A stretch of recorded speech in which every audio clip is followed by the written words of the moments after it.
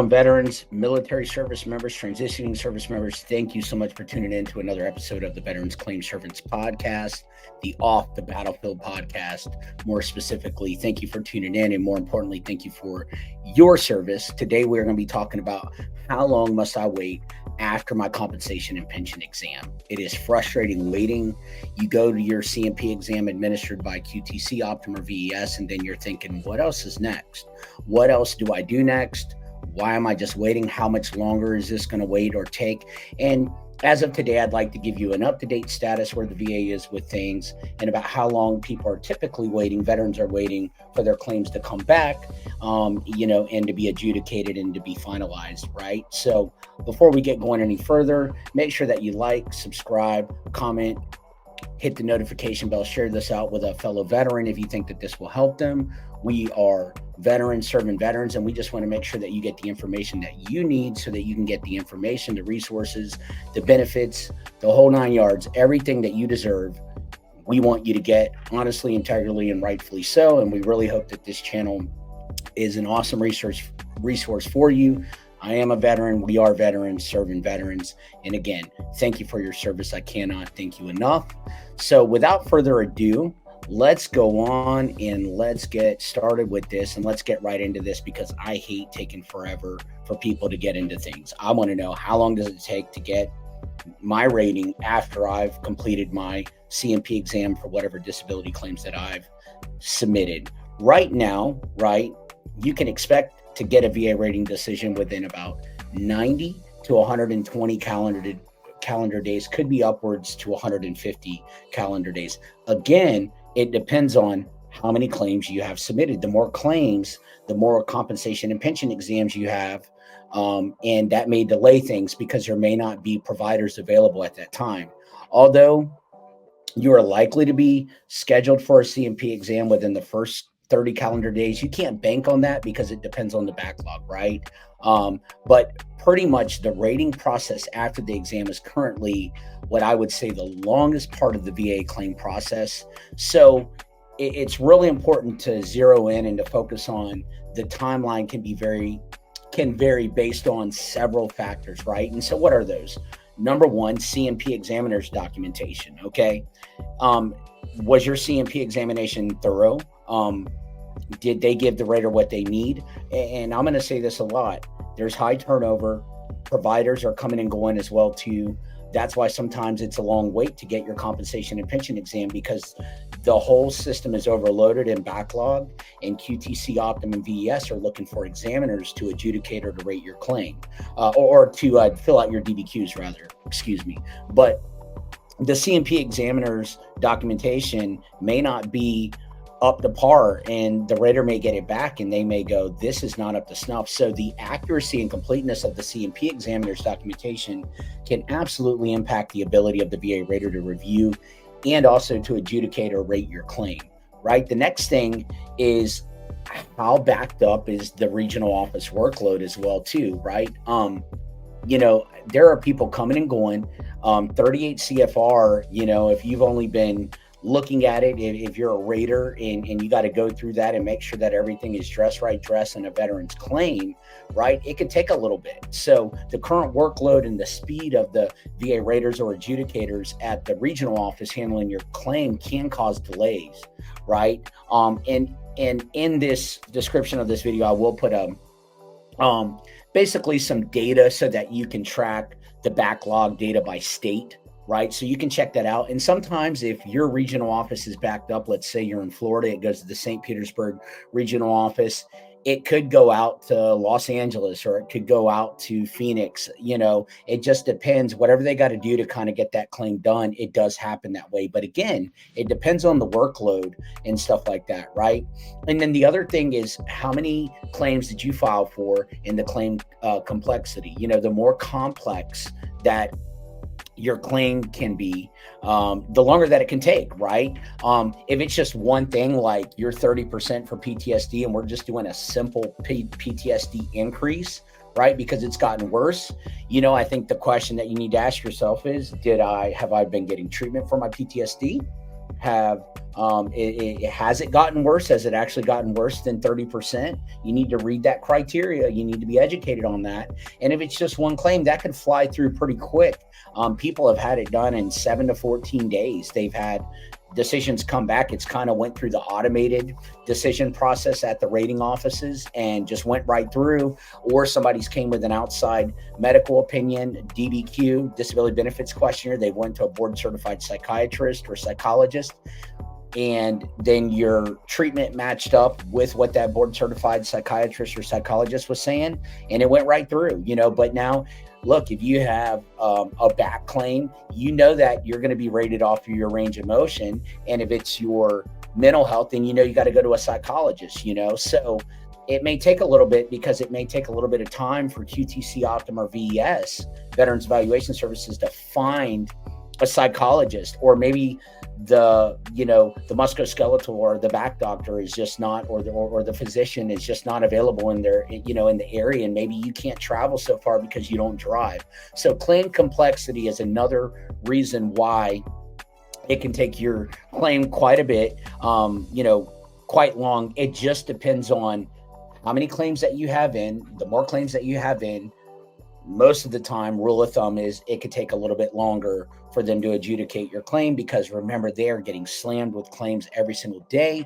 And then also, sometimes they may ask for a 4142. They may request stuff from employers. They may ask for, buddy statements or incident reports, additional evidence requests too. If the VA needs more evidence or clarification, it's important for you, the veteran, to download the VA app on your phone, because we are on the go. We're a society on the go a lot. So make sure that you can monitor what's going on with your claim. You want to check online, va.gov, if you're going on a computer. Same thing. You want to make sure that there's nothing that's needed. And remember, mail is snail mail. It may take 2 weeks more than if you monitor your claim, monitor your status, if you stay up to date. Remember, you can call the 1-800-827-1000 number, right? And you can find out what's going on, what's up. And remember, the Vera hotline that I've talked about in previous videos, you can hit that Vera hotline up and say, hey, what's going on with my claim? I'm not trying to be a pain in the butt. Remember, always, veterans, be respectful. Remember, they get a lot going, they have a lot going on, a lot of claims coming in. It's a heavy workload. But if they need more evidence or clarification, this can extend the timeline, right? So, while you are typically scheduled for a CMP exam most of the time within the first 2 to 4 weeks after submitting your VA claim, that's give or take. Everybody's different, right? There's no guaranteed amount of days. The rating process after completion of the exam is currently the most, as of June 2024, the most time-consuming part of the VA claims process. So be patient, be respectful. Remember that you've seeded the clouds and that you are getting, you get approved, you're going to be getting back pay. Factors delaying VA claims are another huge point. Common delays include, like I said, claim complexity, insufficient or incomplete evidence. Remember, veterans, make sure that your evidence is up to date. Make sure that you are articulate about what you are filing. And if you don't know, make sure that you ask. There's a lot of resources and education out here on these channels that can absolutely help you to you just want to be clear and concise. You don't need to be long-winded. You just need to be clear and concise on what you're doing, what you're applying for, and why. And remember, in-service treatment, stressor, and diagnosis. What happened while I was in? Do I have the evidence in my active duty records? And was I clinically diagnosed? You need to know those things. And also, veterans, don't get over-consumed and paranoid by checking your VA app or the va.gov every single hour on the hour. It's going to drive you nuts. Take your time. Be surprised when you open up your claim and your percentages change. When you open up that app or jump on the va.gov, just take your time. They are going to get to it. Now, don't let it go too long, because you don't want it to sit under a stack of claims, right?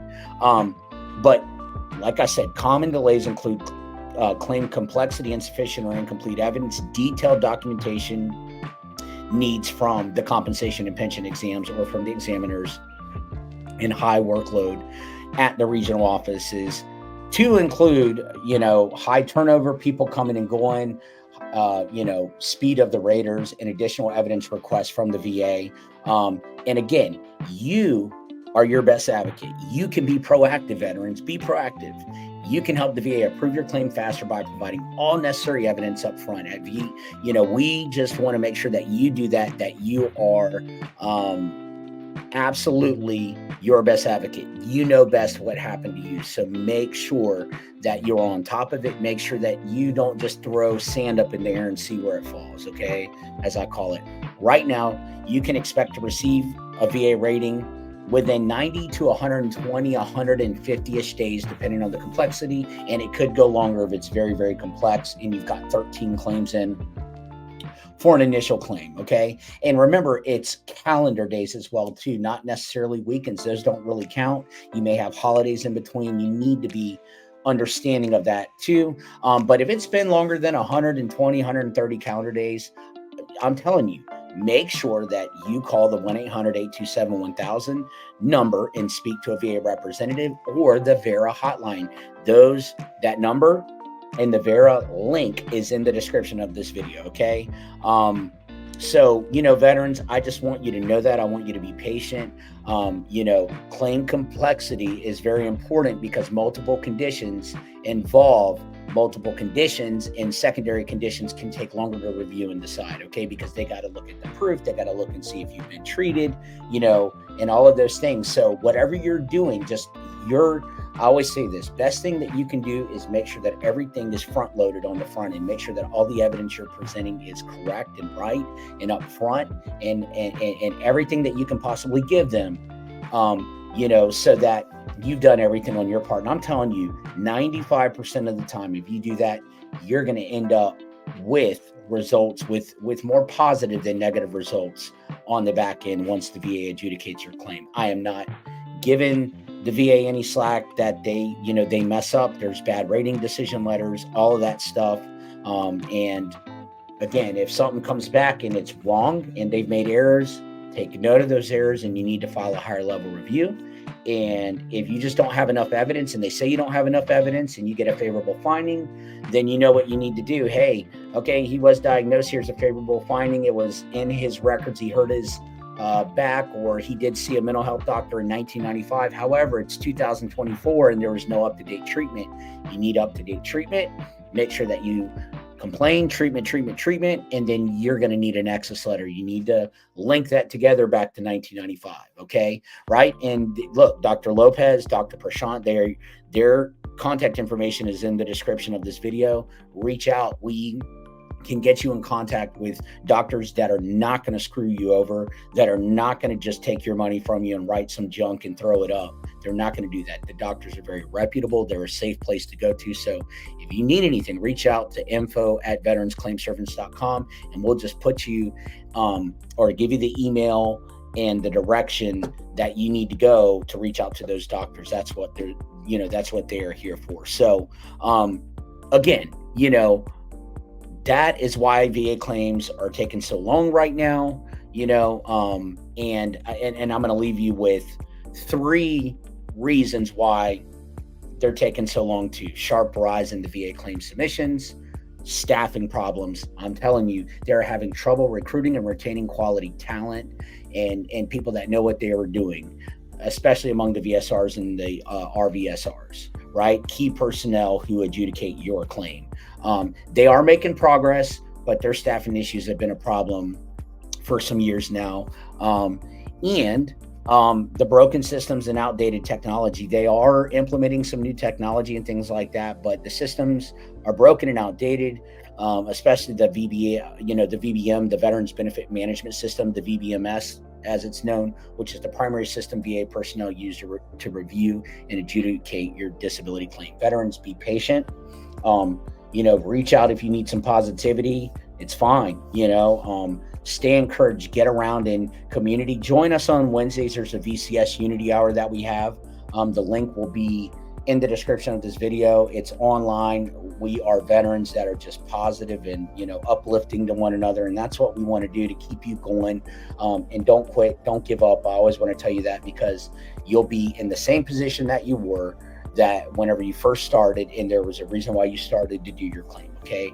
You served, you deserve, but understand that what's going on, okay, within the VA system. And that is about the time frame as of June 2024 of what you can expect after your compensation and pension exam, and about how long it's taken for claims to be adjudicated and why. So thank you for tuning into this episode of the Veterans Claim Servants Podcast. Again, thank you for your service. Like, subscribe, comment to this channel, hit the notification bell, share this out to a friend. We really hope that this education and all the information off this channel really helps you. You matter. You're worth it. Keep going. Keep fighting. Until next time, adios.